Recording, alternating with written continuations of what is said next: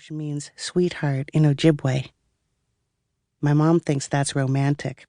If she spent as much time on that stinky boat as I did, she might not think so.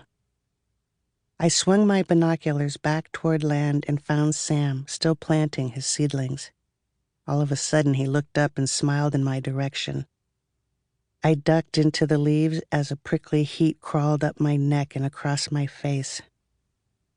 Sam used to be my best friend, and he'd like to be my best friend again, but that's never going to happen after what he did last summer.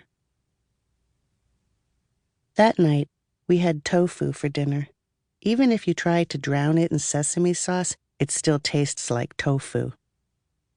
We used to eat meat, teriyaki steak, Swedish meatballs, Polish sausage.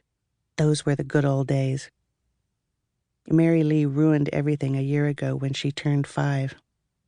That's when my little sister put 2 and 2 together and realized the steak on her plate used to be alive. Now she won't touch meat. She won't even look at it. And there's no talking her into it, believe me. We've all tried. It turns into a lot of yelling, my dad, and crying, my sister, and pleading, my mom, and more yelling, me, and by then no one wants to eat anything anyway. So we eat a lot of tofu. Mom calls it a perfect protein, but if you go by taste, it's far from perfect. The baby kept me up all night, Mom said, shoveling chunks of buttery baked potato into her mouth. How? Mary Lee asked. He's not even born yet. He likes to kick. My mom was so big she had to sit a mile back from the kitchen table and rest her plate on her belly. Can't you make him stop? Mary Lee asked. Baby's the boss, Mom sighed. In a few more weeks, your new brother will be right here with us. While Mom stuffed a piece of not-so-perfect protein into her mouth, my sister dropped her broccoli on the floor and squished it through the heating vent under her chair. She might be a vegetarian, but even she has her limits. Good news, Billie, my dad said, his elbows resting on the edge of the kitchen table, which was a slab of granite that grew out of the floor like a giant mushroom with a shaved top. You can plant your pumpkin seedlings tomorrow. I stared at him. What about the frost warning? False alarm, he said with a shrug. You could have told me, I grumbled. I just did. She's just mad because Sam got his seedlings in before her, Mary Lee piped up, sucking on a green bean like it was a straw. Almost every kid on Madeline Island grows a giant pumpkin to compete in the annual Madeline Island pumpkin race. You start your seedlings in the spring, and the pumpkins grow big and round over the summer.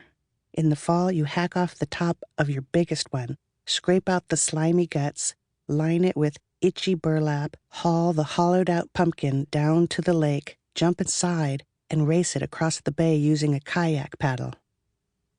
Last year, just as I was about to blast across the finish line, Sam sideswiped my pumpkin, breaking it into raggedy chunks.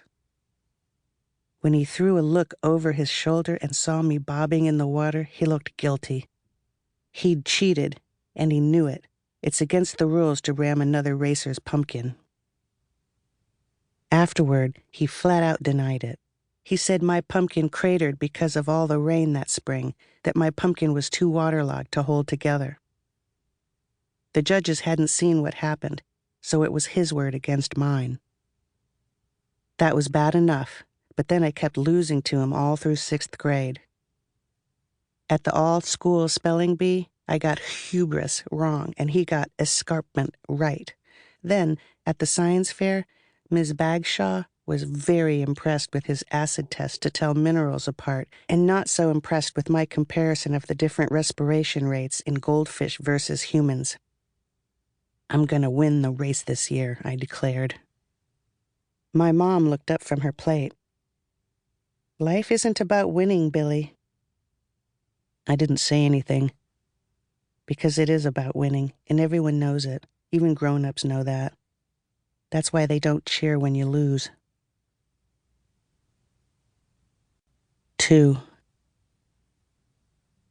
The next day, Sam's rooster woke me up. Some kids think a rooster is the same as a turkey. I wish Sam's rooster would turn into a tom, which is a turkey.